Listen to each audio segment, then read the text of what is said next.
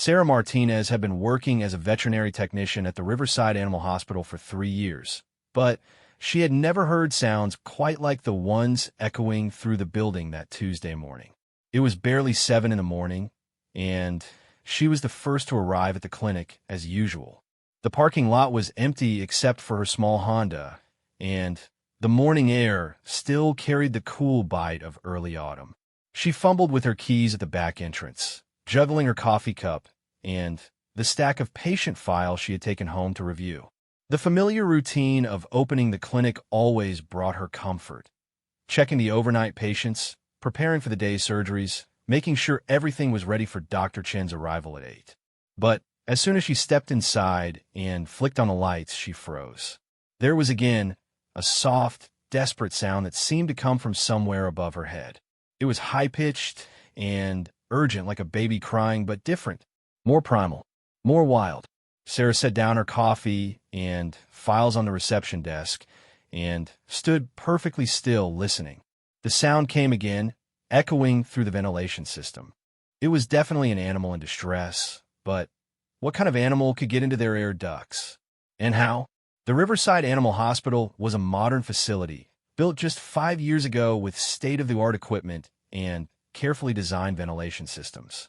The building sat on the edge of town, where suburban neighborhoods met the rolling hills and scattered woodlands that stretched for miles beyond. It wasn't unusual for wild animals to wander into the area, but they typically stayed outside, foraging in garbage bins or crossing the parking lot on their way to better hunting grounds. Sarah grabbed a flashlight from the supply cabinet and followed the sounds. They seemed to be coming from the examination room area, specifically above exam room 3. She stood on a chair and pressed her ear to the ceiling tiles, trying to pinpoint the location. The crying was definitely coming from directly above, and it sounded weaker now, more tired. Her mind raced through possibilities. A raccoon, maybe? They were notorious for getting into tight spaces, but this sounded smaller, younger. A squirrel? The sounds were too deep, too resonant for something that small. As she listened more carefully, she began to make out distinct patterns in the crying, short, sharp calls followed by longer, more mournful wails. The back door chimed as someone entered the building. Sarah climbed down from the chair to see Marcus, the clinic's maintenance supervisor, wheeling in his cart of cleaning supplies. "You're here early today," Marcus said, checking his watch. "Everything okay?" "Marcus, thank goodness you're here," Sarah said, relief flooding her voice. "There's an animal stuck in the air ducts above exam room 3. I can hear it crying, and it sounds like it's in real distress." Marcus raised his eyebrows and set down his supplies. He was a practical man in his 50s who had been maintaining the building since it opened. If anyone knew the ins and outs of the ventilation system, it would be him. An animal in our ducts. He scratched his graying beard. "That's odd. The intake vents are all screened, and they're pretty high off the ground. What kind of animal are we talking about?" "I don't know yet, but it sounds young and scared." They both stood quietly for a moment, listening. The crying continued, weaker now, but still audible through the ceiling. "Well," Marcus said, grabbing his toolbox, "let's go take a look. I'll need to access the ductwork from the maintenance area. Can you stay here and keep listening? Let me know if the sounds move or change." Sarah nodded and positioned herself back under the ceiling tile where the sounds were strongest. Marcus disappeared down the hallway toward the mechanical room that housed the building's HVAC equipment. As she waited, Sarah found herself thinking about the wildlife that lived in the area surrounding the clinic. The hills behind the building were home to deer, foxes, rabbits, and the occasional black bear. There were also smaller creatures, raccoons, possums, skunks, and various rodents. But something about these cries didn't fit any of those animals. The sounds were becoming more intermittent now, which worried her. Whatever was up there was either getting weaker or giving up hope of being rescued. She called out softly, "It's okay, little one. We're going to help you." To her surprise, the crying intensified for a moment, as if the animal had heard her voice and was responding. This gave her hope that it was still alert and responsive. Marcus returned with a stepladder and a headlamp.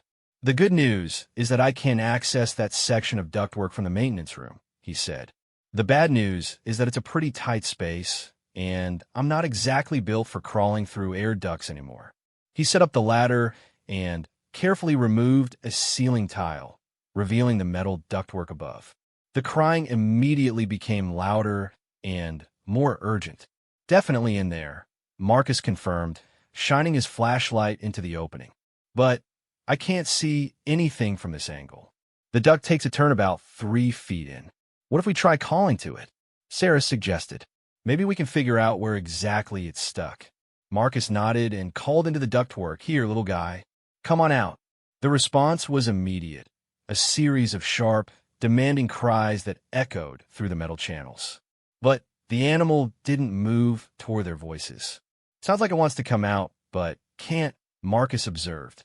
"Probably stuck somewhere in the bend." At that moment, Dr. Chen arrived for the day. Dr. Elena Chun was the clinic's head veterinarian, a calm and experienced woman in her early 40s who had seen just about everything in her 15 years of practice.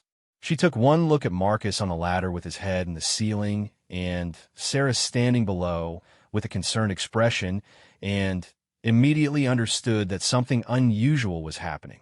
"Good morning. What do we have here?" Sarah quickly explained the situation while the crying continued overhead. Dr. Chun listened carefully, her head tilted toward the ceiling. "Those vocalizations," she said thoughtfully, "they're not quite like anything I've heard before. Too deep for a kitten, too sharp for a puppy. And there's something about the rhythm." She paused, listening more intently. "Marcus, do you think you could get into the ductwork to take a closer look?" Marcus patted his substantial midsection. "I could try, but I'm not sure I'd fit through the opening.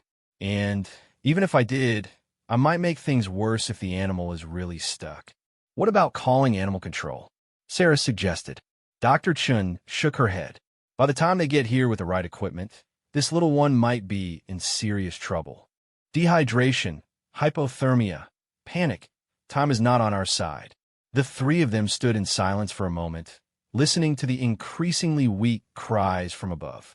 Sarah felt a growing sense of urgency.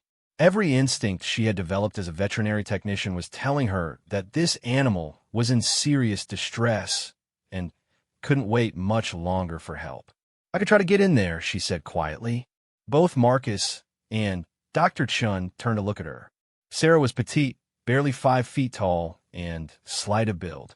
If anyone could navigate the narrow ductwork, it would be her. "Absolutely not," Dr. Chin said firmly. "It's too dangerous. What if you get stuck too? What if there are sharp edges in the ductwork? What if the animal panics and attacks you?" But Sarah was already thinking through the logistics. "I'm small enough to fit, and I have experience handling frightened animals.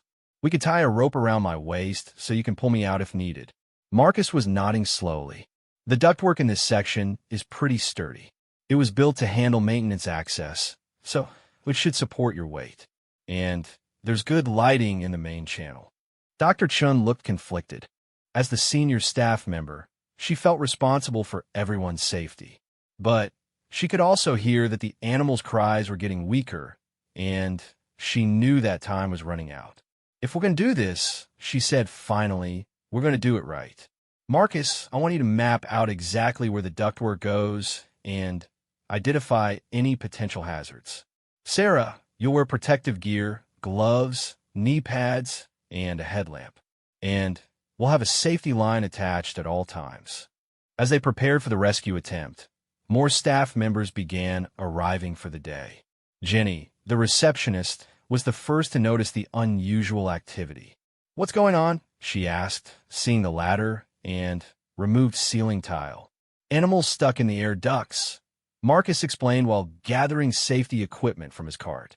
Within minutes, the word had spread, and several other technicians and assistants had gathered to help.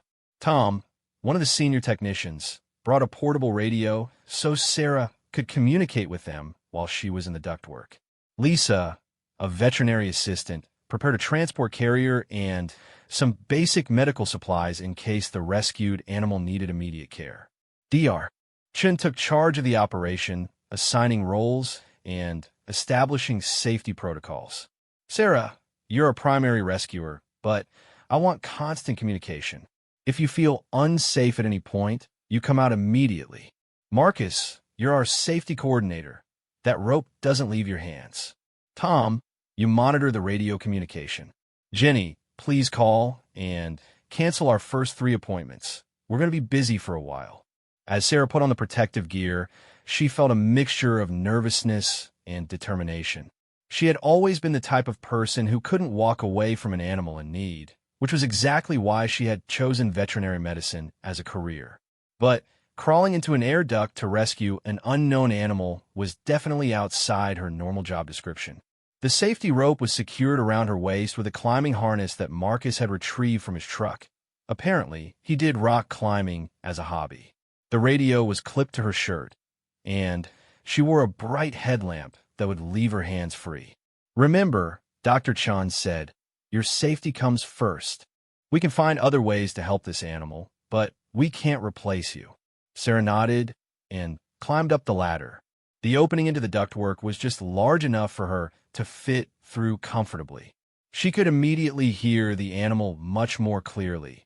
The cries were definitely coming from somewhere ahead, and to the left, where Marcus had said the duct bent toward the building's main air intake. Radio check, she said into the small microphone. Loud and clear came Tom's voice from below. Sarah took a deep breath and crawled into the ductwork. The metal was cold against her hands and knees, even through the protective gear. The space was tight, but manageable, and the headlamp illuminated the way ahead clearly. I'm about 6 feet in, she reported. The ductwork is clean and in good condition. I can hear the animal much more clearly now. As she approached the bend in the duct, the crying became almost constant. Whatever was stuck ahead was definitely aware of her presence and seemed to be calling out to her. I'm at the bend now, she radioed. The sound is coming from just around the corner. She carefully maneuvered around the turn, and her headlamp beam fell on a sight that made her gasp. Wedged in a narrow section where the duct split into 2 smaller channels was the tiniest bear cub she had ever seen. The cub couldn't have been more than a few weeks old.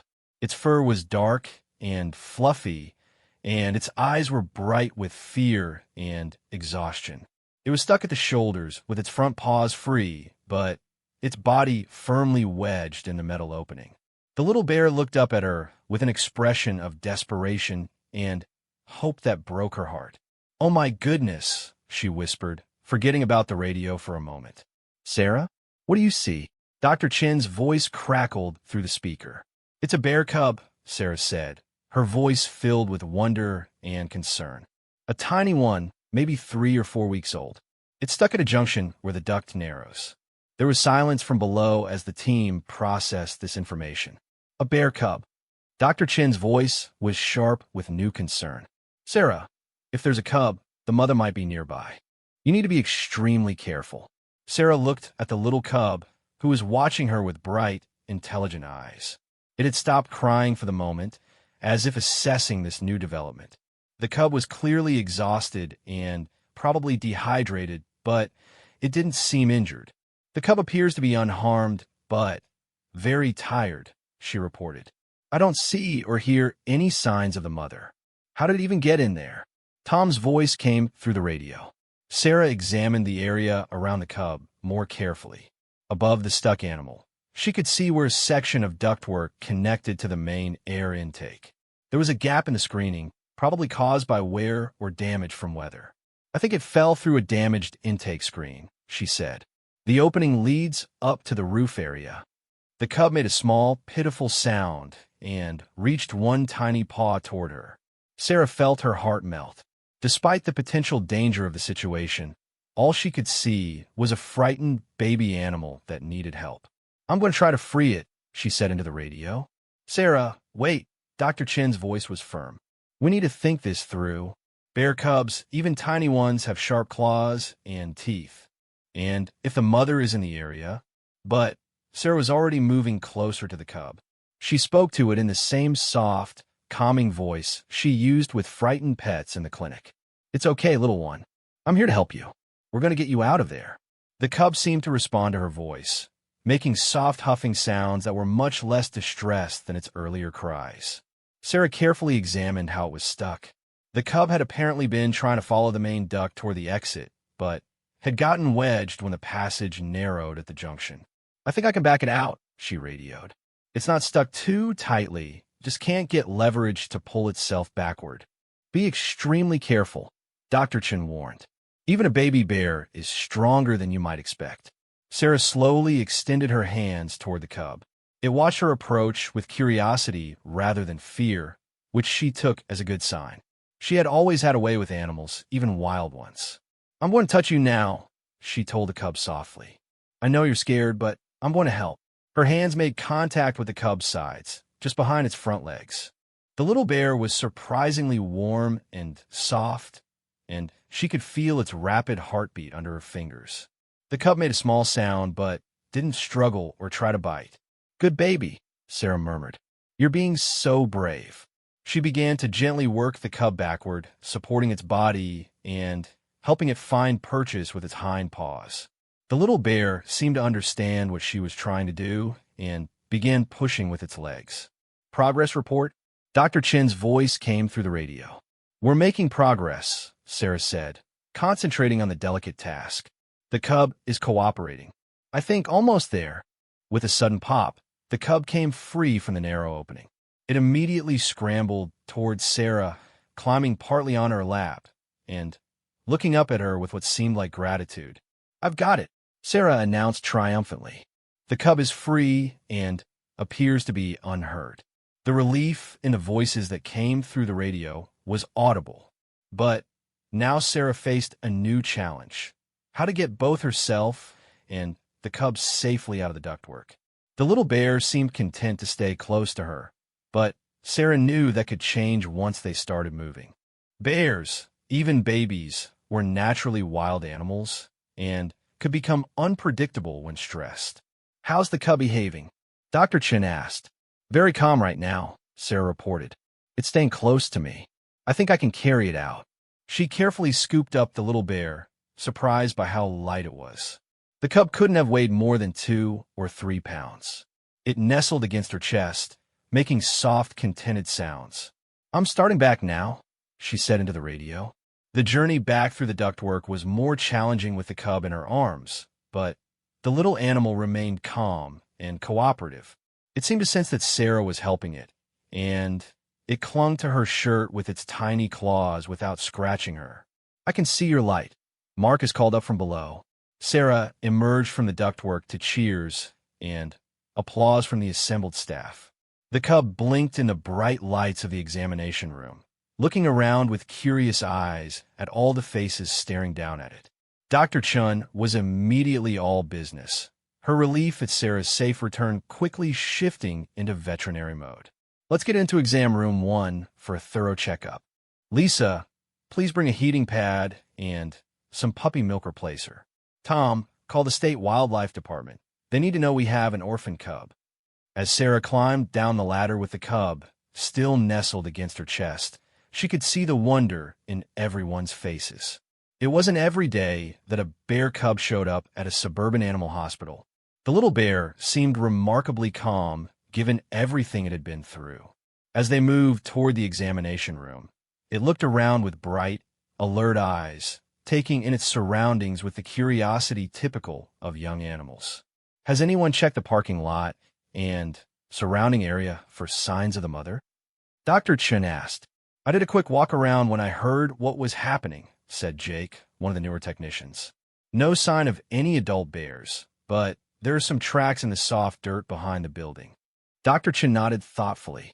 "We'll need to be very careful about how we handle this. If the mother is in the area, she'll be looking for her cub. But if she's not," she didn't need to finish the sentence. Everyone understood that an orphan bear cub presented a complex situation that went far beyond normal veterinary care. In the examination room, Sarah gently placed the cub on the padded table. The little bear immediately began exploring, sniffing at the unfamiliar surfaces and making soft huffing sounds. It showed no fear of the humans surrounding it, which could be either a very good sign or a concerning one, depending on its history. Dr. Chun began her examination with gentle, experienced hands. The cub submitted to the handling with remarkable patience, almost as if it understood that these people were trying to help. Appears to be a black bear cub, probably 3 to 4 weeks old, Dr. Chun murmured as she worked. Good body condition, no obvious injuries. Eyes are clear, nose is moist. Heart rate is elevated, but normal for the stress it's been under. She checked the cub's temperature, examined its ears and mouth, and felt along its small body for any signs of injury or illness. The little bear bore all of this with the stoic patience that Sarah had observed in the ductwork.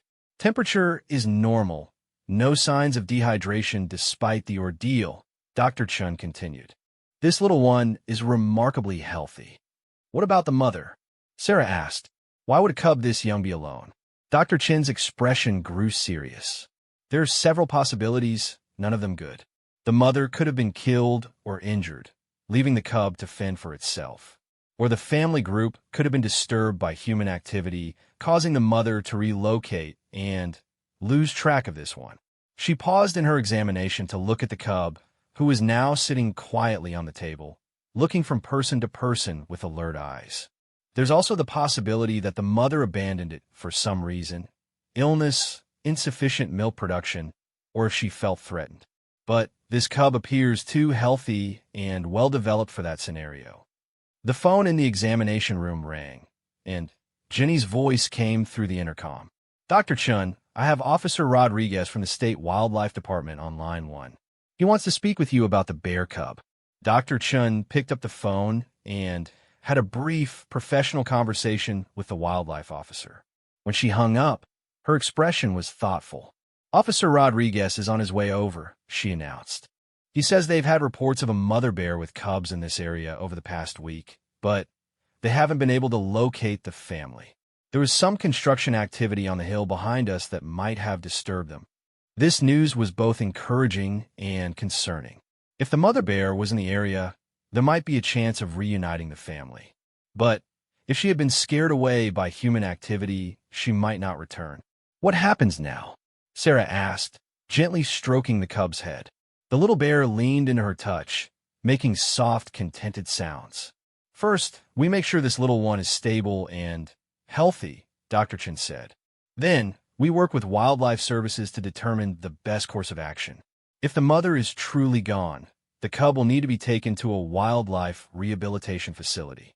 The cub chose that moment to make a series of small, demanding sounds that clearly indicated hunger. Dr. Chin smiled and nodded to Lisa, who had prepared a bottle of warm milk replacer. Let's see if our little visitor is interested in breakfast, Dr. Chin said. Sarah took the bottle and offered it to the cub, who sniffed at it curiously before beginning to suckle eagerly. The sight of the tiny bear drinking from the bottle while sitting in Sarah's lap brought smiles to everyone's faces. Look at that appetite, Tom observed.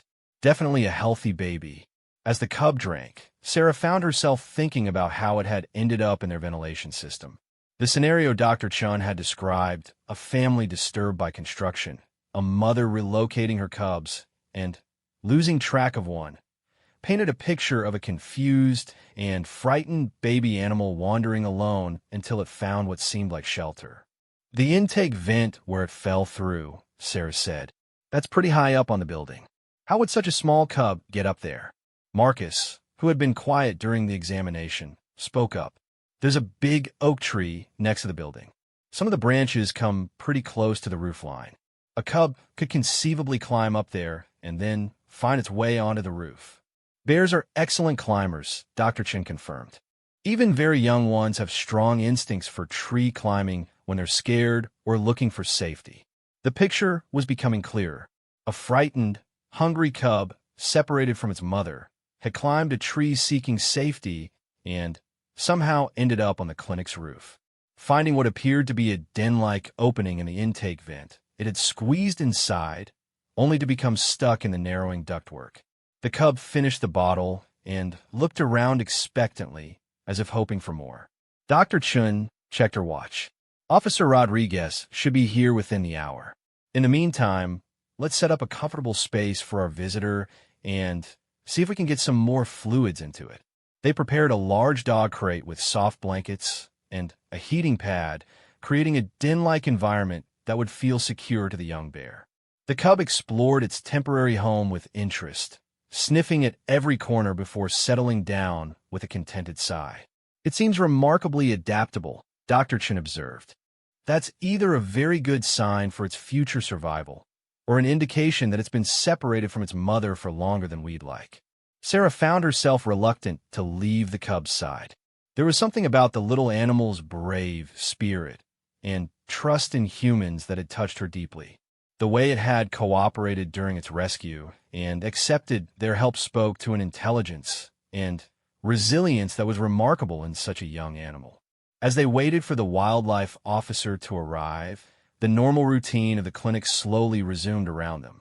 Patients began arriving for their scheduled appointments, though everyone who entered the building was immediately drawn to the examination room where the bear cub was resting.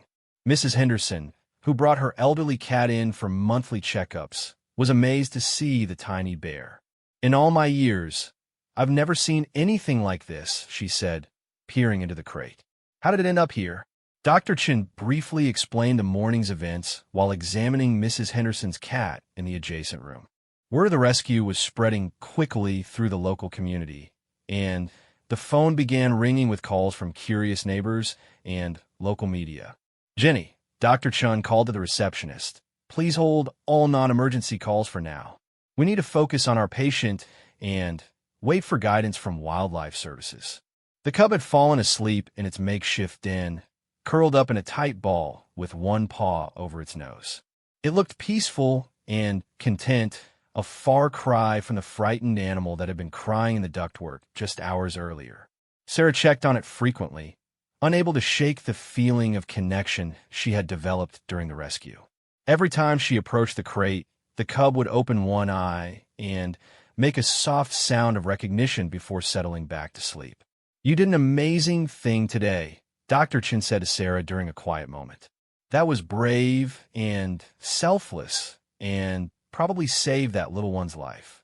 Sarah felt a warm glow of satisfaction, but also a growing concern about what would happen next. What are the chances that the mother bear will be found? Dr. Chin's expression was realistic, but not discouraging. "It's hard to say. Bears are intelligent and resourceful animals. If the mother is alive and in the area, there's always hope. But the longer a cub is separated from its family, the more challenging reunion becomes. And if she's not found, then this little one will go to a professional wildlife rehabilitation facility where it can be raised with minimal human contact and prepared for eventual release back into the wild." The sound of gravel crunching in the parking lot announced the arrival of Officer Rodriguez. Through the window, Sarah could see a large pickup truck with the State Wildlife Department logo pulling up near the front entrance. Officer Rodriguez turned out to be a tall, weathered man in his 50s with the confident demeanor of someone who had spent decades working with wildlife. He greeted Dr. Chun professionally and listened carefully as she explained the morning's events and the cub's current condition. "Mind if I take a look at our little rescue?" he asked. In the examination room, Officer Rodriguez knelt beside the crate and observed the sleeping cub with experienced eyes.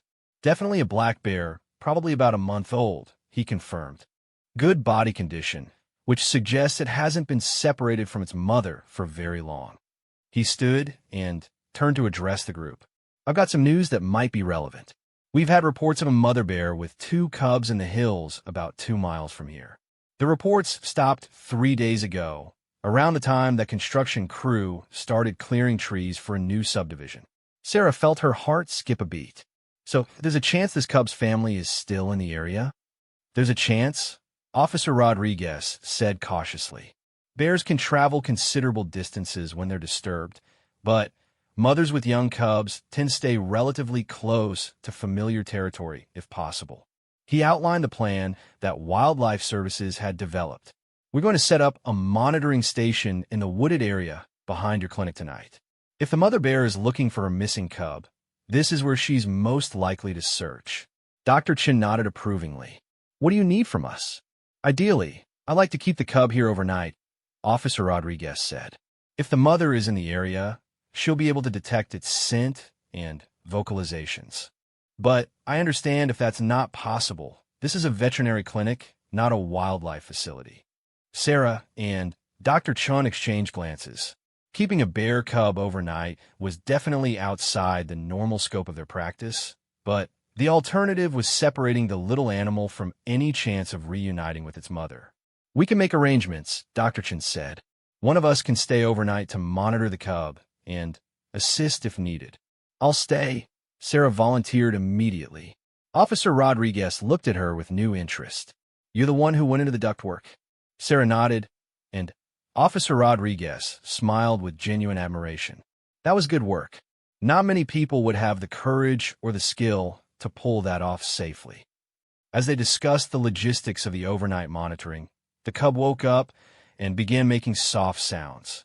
It was clearly hungry again, having burned a lot of energy during its ordeal. Sarah prepared another bottle, and once again the little bear drank eagerly. As it fed, Officer Rodriguez observed its behavior carefully. Good appetite, alert, and responsive, cooperative with handling, he noted. All positive signs for eventual release, whether with its original family or through rehabilitation. The rest of the afternoon passed quickly as they prepared for the night's vigil.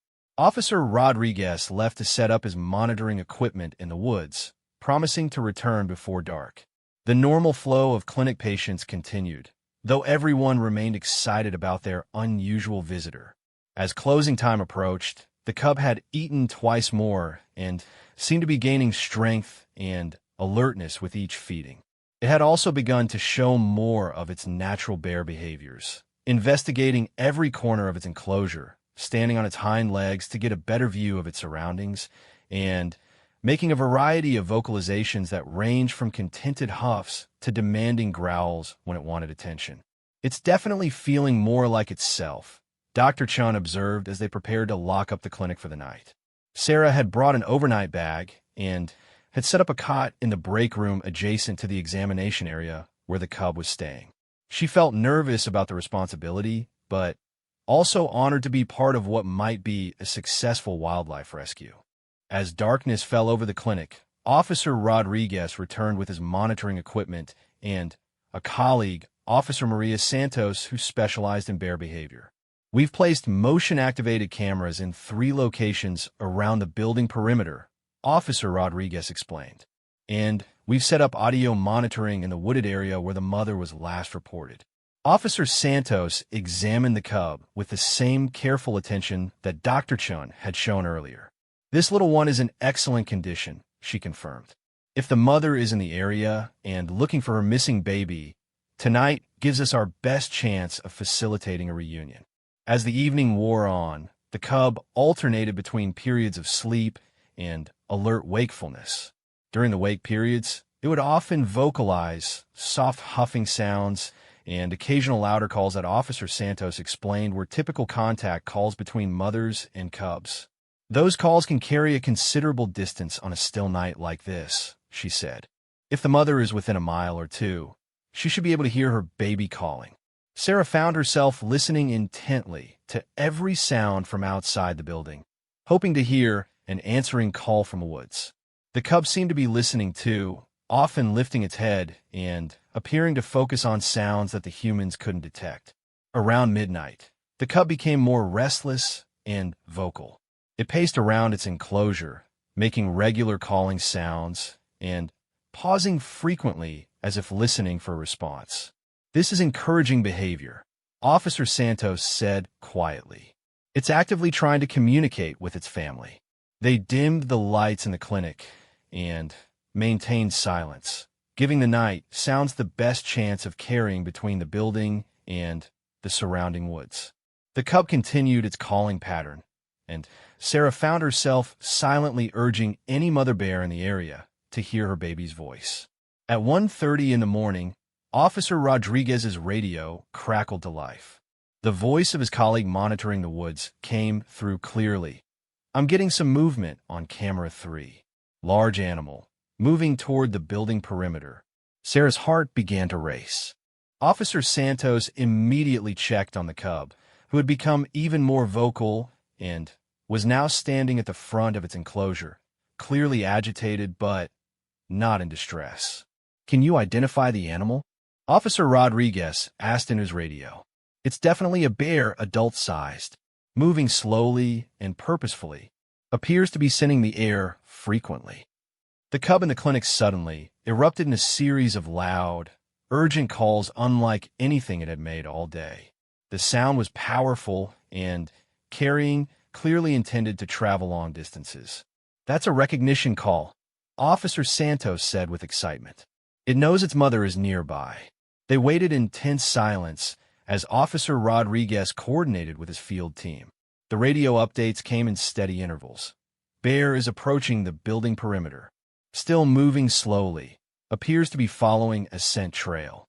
Now investigating the area directly behind the clinic." The cub continued its urgent calling, and suddenly there was an answering call from outside, deep, resonant, and unmistakably from an adult bear. Sarah felt tears spring to her eyes as she realized what they were witnessing. After hours of uncertainty, it appeared that the cub's mother had indeed come looking for her missing baby. The reunion, however, would need to be carefully managed to ensure the safety of both bears and humans. Officer Santos moved quickly but quietly to the window, where she could observe the area behind the clinic with night vision binoculars. The adult bear was visible in the moonlight, a magnificent female black bear who was clearly searching for something precious. "She's a beautiful specimen," Officer Santos whispered to the group gathered around the cub's enclosure. "Probably weighs about 200 pounds, prime breeding age. She's definitely following the scent trail left by the cub." The mother bear moved methodically around the building's perimeter, pausing frequently to lift her muzzle to the wind. Each time she vocalized, her cub inside the clinic responded immediately with excited calls. The conversation between mother and baby was unmistakable, even to the human observers. "How do we reunite them safely?" Sarah asked, her voice tight with anticipation and concern. Officer Rodriguez was already formulating a plan. "We need to get the cub outside where the mother can reach it, but we need to do it in a way that doesn't put anyone at risk. An adult bear protecting her young is one of the most dangerous situations we can encounter." The challenge was complex. The mother bear needed to be able to access her cub, but the reunion had to happen in a controlled way that would allow the wildlife officers to retreat to safety if the situation became dangerous. The back service door opens onto a loading area that's partially enclosed, Officer Rodriguez said, thinking out loud. "If we could place the cub's carrier there and then retreat inside, the mother could approach safely." Dr. Chun was studying the layout of the building. "That area has good sight lines from the break room windows. We'd be able to observe the reunion while staying safely inside." The cub was becoming increasingly agitated, sensing its mother's proximity. It paced frantically around its enclosure, making continuous contact calls.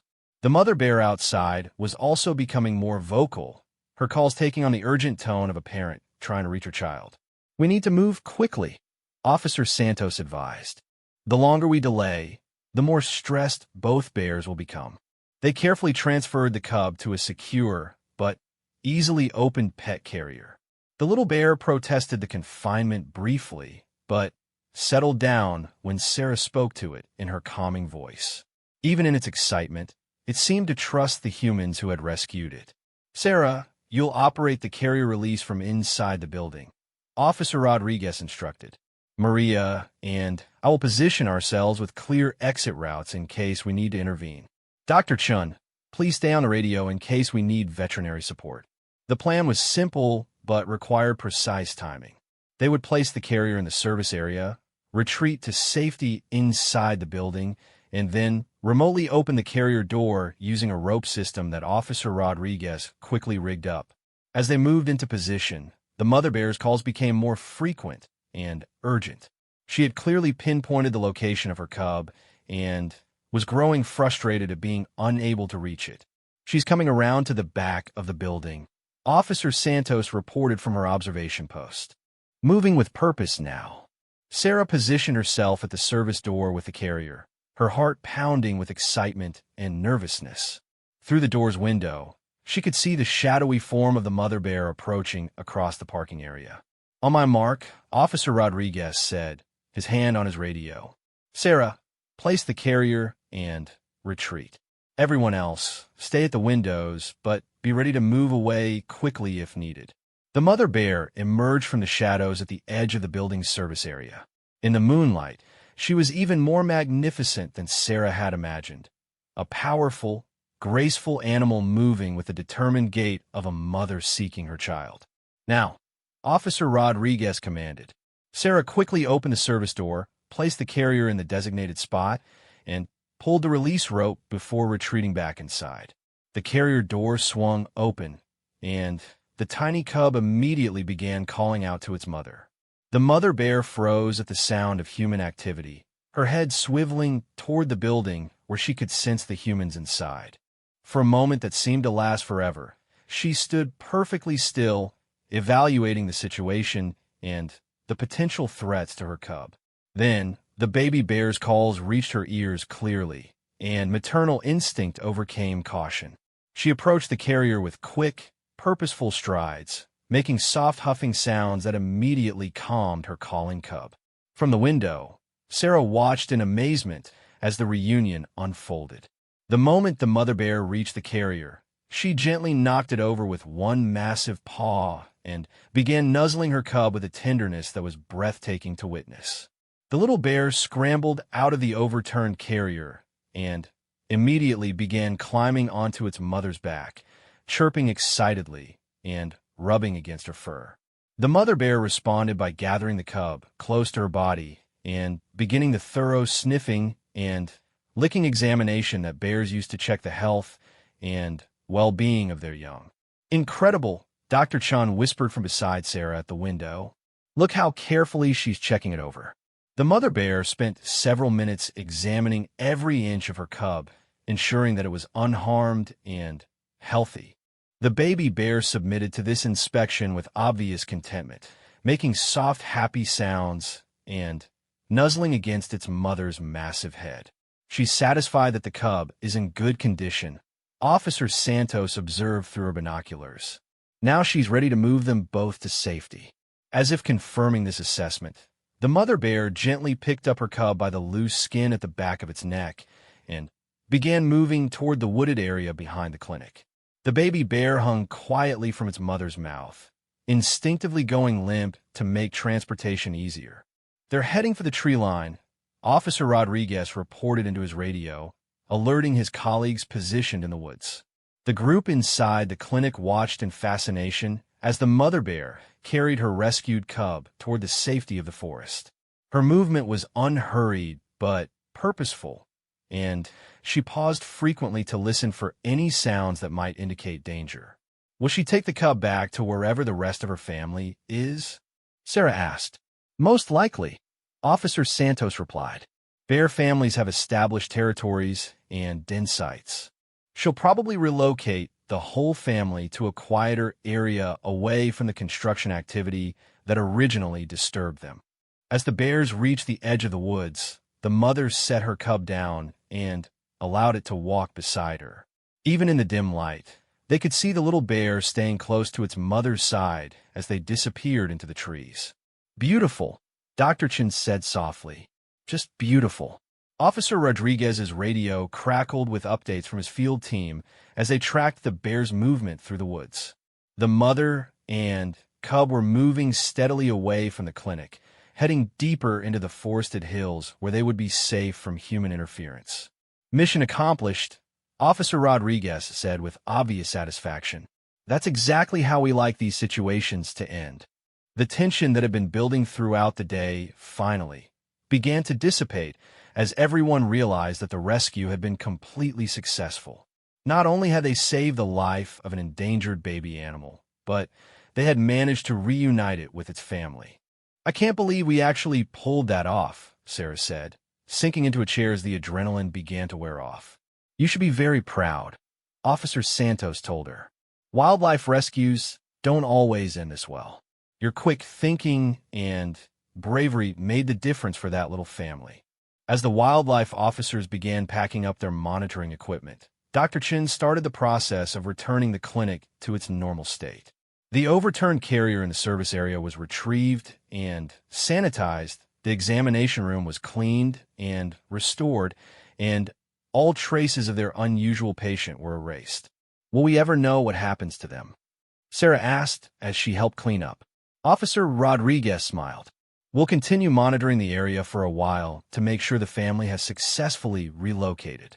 And bears in this region are part of our ongoing population study, so there's a chance we might encounter this particular cub again in a few years when it's grown up. The idea that she might someday see her rescued cub as a full-grown adult bear filled Sarah with a deep sense of satisfaction. She had played a crucial role in ensuring that this wild animal would have the chance to live its natural life in the forest where it belonged. As dawn began to break over the clinic, the night's adventure was winding down. Officer Rodriguez and Officer Santos prepared to leave, promising to send a full report on the rescue and to keep the clinic informed about any future sightings of the bear family. This is one for the books, Officer Rodriguez said as he shook hands with Dr. Chun and Sarah. In 30 years of wildlife management, I've never seen a rescue quite like this one. Dr. Chun opened the clinic for normal business hours, though she knew that word of the bear rescue would overshadow routine appointments for weeks to come. The story was already spreading through the local community, and several news outlets had called asking for interviews. Are you okay? Dr. Chun asked Sarah as they prepared for their first scheduled patients of the day. Sarah considered the question carefully. She felt exhausted but exhilarated, drained but deeply fulfilled. The experience of rescuing the cub had been unlike anything in her veterinary training, but it had also felt completely natural and right. I'm better than okay, she said finally. I feel like we did something really important. The morning brought a steady stream of regular patients, but also curious neighbors and friends who had heard about the overnight adventure. Mrs. Henderson, whose elderly cat had been examined the day before, returned with homemade cookies and dozens of questions about the rescue. I couldn't sleep all night thinking about that poor little bear, she confessed. Is it really safe now? Dr. Chun and Sarah took turns telling the story of the successful reunion, each time feeling more amazed at how perfectly everything had worked out. The tale of the tiny cub stuck in the air ducks, the daring rescue, and the midnight family reunion seemed almost too good to be true. Around noon, Officer Rodriguez called with an update. The bear family was spotted this morning about 5 miles northeast of your location, he reported. Mother with 2 cubs, all appearing healthy and moving together normally. They're well on their way to finding new territory away from the construction area. Sarah felt a wave of relief and happiness knowing that her rescued cub was safely reunited not just with its mother, but with its sibling as well. The family that had been scattered by human activity was whole again. As word of the rescue spread, Sarah found herself fielding calls from local newspapers and even a regional television station. Everyone wanted to hear about the veterinary technician who had crawled into air ducts to save a baby bear. I didn't really think about it being dangerous at the time, she told a reporter from the local paper. I just heard an animal that needed help, and I knew I had to try to reach it. The reporter was fascinated by every detail of the rescue, from the initial discovery of the cub's cries in the ventilation system to the dramatic midnight reunion with its mother. The story was exactly the kind of positive wildlife news that people love to read. But for Sarah, the real reward wasn't the attention or recognition. It was the knowledge that somewhere in the forested hills outside town, a little bear was growing up wild and free because of what they had accomplished. That afternoon, as the clinic returned to its normal routine, Sarah found herself frequently looking up at the ceiling where the adventure had begun. It was hard to believe that just 24 hours earlier, those same air ducts had contained a frightened, trapped baby bear. Penny for your thoughts, Dr. Chun said, catching Sarah staring at the ceiling during a quiet moment. I keep thinking about how easy it would have been to miss, Sarah replied. If I had arrived late that morning, or if Marcus hadn't come in early, or if we decided to wait for animal control instead of acting immediately. But You didn't miss it, Dr. Chen pointed out. You heard the call for help, you responded appropriately, and you followed through until the job was done. That's what makes the difference between a good outcome and a tragedy. The conversation was interrupted by the arrival of the day's last patient, a golden retriever named Buddy who was coming in for routine vaccinations. Buddy's owner, Mrs. Patterson, was full of excitement about the bear rescue story. My neighbor saw the wildlife officers here last night, she said. Is it true that you actually reunited a bear cub with its mother? As Dr. Chun examined Buddy, Sarah recounted the story one more time, still marveling at how all the pieces had come together perfectly. The damaged intake screen that had allowed the cub to fall into the ductwork, her early arrival at the clinic that morning, Marcus's knowledge of the building's systems, Dr. Chin's willingness to attempt an unconventional rescue, and the wildlife officer's expertise in managing the reunion. Every element had been crucial to the successful outcome. It sounds like something out of a movie, Mrs. Patterson said. A real-life animal rescue story with a happy ending. As the clinic closed for the day, Sarah reflected on how the experience had changed her perspective on her work.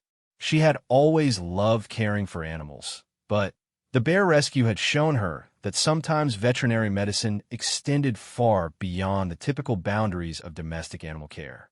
You know, Dr. Chin said as they locked up the building, we should probably have that intake screen properly repaired so this doesn't happen again. Sarah laughed. Definitely. Though I have to admit, I'm glad it happened the way it did. That little bear needed our help, and we were able to give it.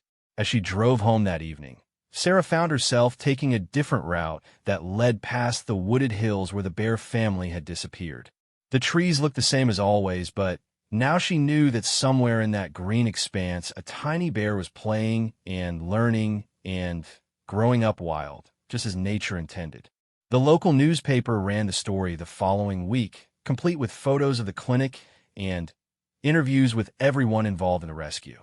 The headline read, Local Heroes Save Baby Bear in Dramatic Vent Rescue. And the article made Sarah sound much braver than she felt she had been. But the detail that meant the most to her was buried in the final paragraph. According to state wildlife officials, the bear family has been successfully relocated to a protected area where they will be monitored but allowed to live without human interference. Reading those words, Sarah knew that her moment of courage in the air ducts had given that little bear exactly what it needed most, the chance to be wild and free with its family. In a world where human activities too often disrupted wildlife, it felt good to be part of a story where people had helped heal the damage and restore a natural family. The story of the bear rescue became part of the clinic's lore, told and retold to new employees and curious visitors. But for Sarah, it remained much more than just an exciting story. It was a reminder that sometimes the most important work happened in unexpected moments, when someone had to be brave enough to crawl into the dark and reach out to help a creature in need. Months later, she would still sometimes pause in her work and listen carefully to the sound around her, just in case another animal somewhere needed help. Because she had learned that morning that even the most unlikely rescue calls could lead to something beautiful. A family reunited, a wild creature saved, and a reminder that humans and animals could still find ways to help each other when it mattered most. The bear rescue had shown her that veterinary medicine wasn't just about treating sick pets in examination rooms. Sometimes it meant crawling into air ducts, staying up all night, and working with wildlife officers to give wild animals the chance to remain wild. And that, Sarah realized, was exactly the kind of veterinarian she wanted to be. 3 months after the bear rescue, Sarah had settled back into the normal routine of clinic life, but the experience had left a lasting mark on both her career and her perspective on wildlife conservation. The story had spread beyond the local community, and the Riverside Animal Hospital had received letters and emails from people across the region who had been moved by the tale of the tiny cub and its midnight reunion with its mother. Dr. Chun had noticed a change in Sarah since the rescue. She approached every case with renewed energy and seemed to have developed an even keener ear for animal distress calls. More than once, Sarah had been the first to notice subtle signs that other staff members had missed. A bird with a broken wing hiding in the landscaping, a stray kitten that had wandered into the parking lot, or unusual sounds that warranted investigation. "You've become our unofficial wildlife guardian," Dr. Chen teased her one morning as Sarah investigated what turned out to be a loose fan belt in the heating system, after hearing what she thought might be an animal in distress. The rescue had also brought some unexpected changes to the clinic. Officer Rodriguez had approached Dr. Chun about establishing the Riverside Animal Hospital as an official wildlife emergency contact point for their region. This meant additional training for the staff and special equipment for handling wildlife emergencies, but it also meant that they would be the first call when wild animals needed help. "Are you interested in expanding our role in wildlife rescue?" Dr. Chun had asked the staff during their monthly meeting. The response had been unanimously positive. Everyone who had been part of the bear rescue had found the experience deeply rewarding, despite its challenges. Tom had even enrolled in a wildlife handling course, and Lisa had begun volunteering at a local wildlife rehabilitation center on her days off. Sarah had thrown herself into learning everything she could about wildlife rescue protocols. She studied bear behavior, learned about the rehabilitation process for orphan wildlife, and even attended a workshop on animal rescue techniques.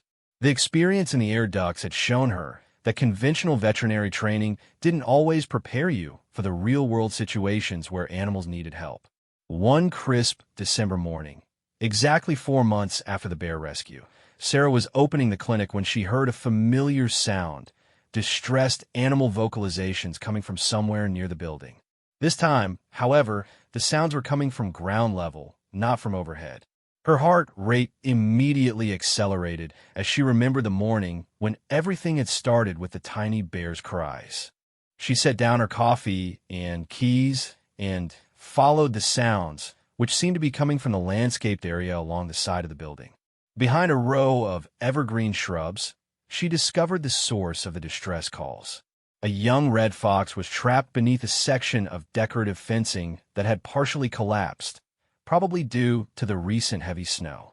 The fox was conscious and alert, but clearly unable to free itself from the metal mesh that had pinned its hind leg. "Not again," Sarah murmured to herself, but she was smiling. After the bear rescue, she felt much more confident about approaching wildlife emergencies. The fox watched her approach with wary eyes, but didn't attempt to bite when she knelt down to examine the situation. Its leg appeared to be caught rather than injured, but the animal was clearly exhausted from struggling against the fence. Sarah called Dr. Chun from her cell phone. "It looks like we have another wildlife emergency," she said, explaining the fox's predicament. "I'll be right there," Dr. Chun replied immediately, "and I'll call Officer Rodriguez to let him know we might need backup." By the time Dr. Chun arrived, Sarah had managed to calm the fox by speaking to it softly and moving slowly to avoid startling it further. The animal seemed to understand that she was trying to help, just as the bear cub had months earlier. "How long do you think it's been trapped?" Dr. Chen asked, examining the situation. "Probably most of the night," Sarah replied. "It's definitely dehydrated and exhausted, but it doesn't appear to be seriously injured." Together, they carefully lifted the section of collapsed fencing and freed the fox's leg. The animal immediately scrambled to its feet and took a few hesitant steps, testing its mobility. Apart from some superficial scrapes, it seemed unharmed. "Should we try to capture it for examination?" Sarah asked. Dr. Chin shook her head. "It's moving normally and appears healthy. Best to let it return to the wild immediately." They retreated a safe distance and watched as the fox tested its leg more thoroughly. After a few minutes of careful movement, it seemed satisfied that it was uninjured and trotted off toward the wooded area behind the clinic. "That's what I like to see," Dr. Chin said with satisfaction. Quick intervention, minimal human contact, and a return to natural behavior. As they walked back toward the clinic entrance, Sarah reflected on how different this rescue had felt compared to the bear cub emergency. She had approached the fox situation with confidence and clear thinking, applying the lessons she had learned from her previous wildlife encounter. You handled that perfectly, Dr. Chen observed. No panic, good assessment of the situation, and appropriate intervention. You've really developed your wildlife rescue skills. The fox rescue, while much simpler than the bear situation, reinforced Sarah's growing reputation as the clinic's wildlife specialist. Word continued to spread through the community that the Riverside Animal Hospital was a place where wild animals could find help when they needed it. Later that same week, Officer Rodriguez stopped by the clinic with an update on the bear family they had reunited in the summer. I thought you'd like to know that our GPS tracking data shows that the mother and cubs have established a territory about 15 miles from here, he said. They're thriving in an area that's well away from human development. Any chance we'll see them again? Sarah asked hopefully. Probably not these individuals, Officer Rodriguez replied. But bears have long memories about safe places. If this family has positive associations with this area from the successful reunion, they might return to the general region in future years. He also brought news about the clinic's new status as an official wildlife contact point. You'll be getting some specialized equipment next month. Transport carriers designed for different types of wildlife, emergency medical supplies, and communication equipment that links directly to our dispatch system. Dr. Chen was clearly excited about the enhanced capabilities this would bring to their practice. This feels like a natural evolution for us, she said. We've always been committed to helping animals, and now we can extend that mission to wild animals as well as domestic pets. The official designation also came with additional responsibilities. Sarah and 2 other staff members would need to complete certified training in wildlife handling and emergency care. There would also be regular drills and coordination meetings with the state wildlife department.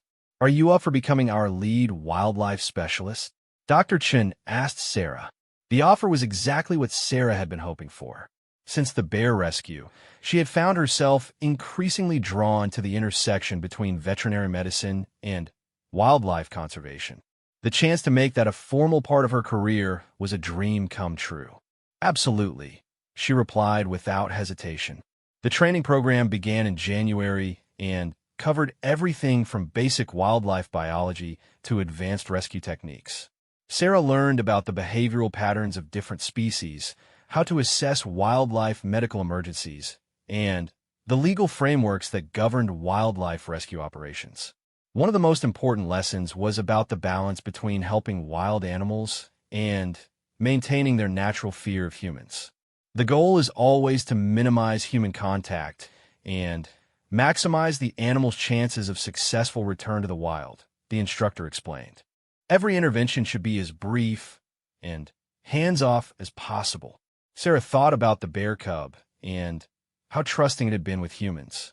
In retrospect, she realized how important it had been to reunite it with its mother quickly, before it could become habituated to human care. The training also covered some sobering statistics about wildlife and human interaction. Habitat loss, vehicle strikes, and human encroachment were the leading causes of wildlife injury and death in their region. Climate change was forcing many species to alter their traditional ranges, leading to increased conflicts with human development. But, the instructor added, success stories like your bear rescue show that with proper knowledge and quick action, we can often repair the damage and give wild animals a second chance. By spring, Sarah had completed her certification and the clinic had received its specialized wildlife equipment. Their first official wildlife emergency came just 2 weeks later. A great horned owl that had collided with a power line and suffered a wing injury. Using her new training, Sarah was able to safely capture and transport the owl to a specialized raptor rehabilitation facility where it could receive expert care. The owl made a full recovery and was successfully released back into the wild 6 weeks later. This is exactly why we wanted to expand our wildlife services, Dr. Chun said as they watched the video of the owl's release that the rehabilitation center had sent them. Every wild animal deserves the chance to live free. As summer approached, marking nearly a year since the bear rescue, Sarah often found herself thinking about the little cub that had changed her life. Officer Rodriguez had confirmed that the bear family was still thriving in their new territory, and recent trail camera footage showed two healthy yearling cubs learning to forage alongside their mother. One of those cubs is probably your rescue, Officer Rodriguez had told her when he shared the images. They're exactly the right age and size. The thought that her actions had contributed to the survival and development of a wild bear filled Sarah with deep satisfaction. She had given that cub the chance to grow up wild and free, learning the skills it would need to survive and eventually raise young of its own. The bear rescue had also inspired changes beyond the clinic.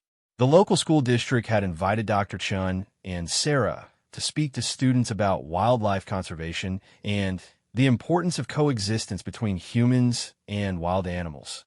Their presentation, which featured the dramatic story of the bear rescue, had become one of the most popular programs in the school's environmental education curriculum. You never know which student might be inspired to become a wildlife biologist or conservation officer, Dr. Chen said after one particularly enthusiastic classroom presentation. Stories like ours can plant seeds that grow into lifelong commitments to protecting wild animals. Sarah had also begun writing about her wildlife experiences for a regional conservation magazine. Her article about the bear rescue had been widely read and shared, bringing attention to the importance of maintaining wildlife corridors and the need for better coordination between development projects and conservation efforts. One evening in late June, almost exactly a year after the bear rescue, Sarah was working late at the clinic when she heard a commotion in the parking lot. Through the window, she saw a mother raccoon with 3 babies trying to access an overturned garbage can near the building's rear entrance. Instead of being annoyed by the mess, Sarah found herself watching the raccoon family with interest and appreciation. The mother was teaching her young how to forage, showing them which items were food and which should be ignored. It was a perfect example of wild animals adapting to human-modified environments while maintaining their natural behaviors. As she watched, Sarah realized how much her perspective had changed since the bear rescue. She no longer saw wildlife encounters as interruptions or problems to be solved. Instead, she viewed them as opportunities to witness the resilience and adaptability of wild animals, and occasionally to help when human and animal worlds collided. The raccoon family finished their foraging and disappeared into the woods behind the clinic, moving in single file with the mother leading and the babies following closely behind. It was a peaceful scene that reminded Sarah of the night when another mother had reclaimed her baby in this same area. Dr. Chan found her still watching out the window when she returned to the clinic to retrieve some files she had forgotten. Raccoon family? Dr. Chan asked, following Sarah's gaze. 3 babies, Sarah replied. They seemed to know exactly what they were doing. Most wild animals do, when we give them the chance, Dr. Chen observed. That's what makes rescues like the bear cub so special. We're not really saving animals. We're just removing the obstacles that prevent them from saving themselves. As they locked up the clinic and headed to their cars, Sarah reflected on how much had changed in her life since that morning when she first heard tiny cries echoing from the air ducts above. The bear rescue had opened up a new chapter in her career, expanded her understanding of wildlife conservation, and given her a deeper appreciation for the complex relationships between humans and the natural world. But perhaps most importantly, it had shown her that ordinary people could make extraordinary differences in the lives of wild animals.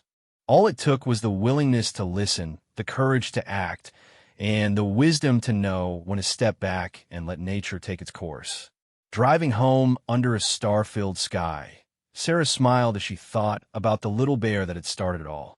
Somewhere in the dark forests outside town, that cub was now a strong young bear, navigating its wild world with the skills its mother had taught it after their dramatic reunion.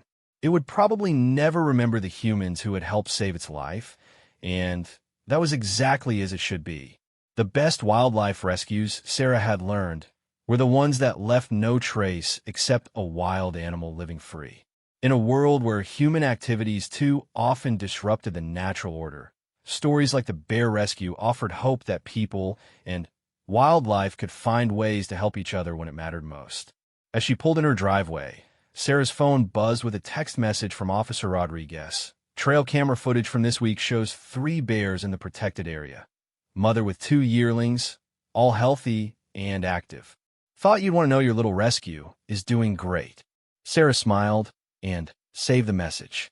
Tomorrow would bring new challenges, perhaps new rescues, and definitely new opportunities to help bridge the gap between the human and animal worlds. But tonight, she would sleep well knowing that somewhere in the darkness, a bear family was safe and free because people had cared enough to help when it mattered. The tiny cub that had gotten stuck in a vent had grown up to be a wild bear, just as nature intended.